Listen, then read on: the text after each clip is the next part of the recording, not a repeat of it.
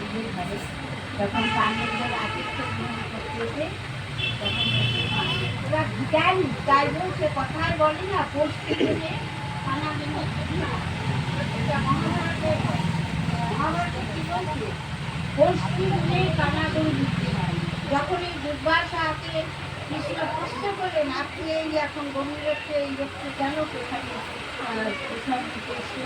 পাণ্ডবরা গরিব, ওরা ভিখারি, ওরা 5 ভাই, দিন একা খায় 5 দিন একা, ওদের কাছে কি খাবেন আপনি, চলুন দ্বারকায় চলুন,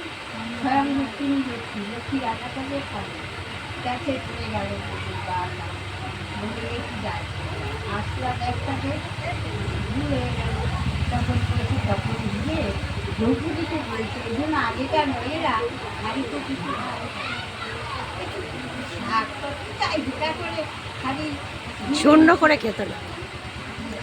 এখন কিন্তু আগে পরিষ্কার, তাদের মতো পরিষ্কার তখন দ্রৌপদীকে হতে পারে, যেমন কৃষ্ণ ভাবি কৃষ্ণ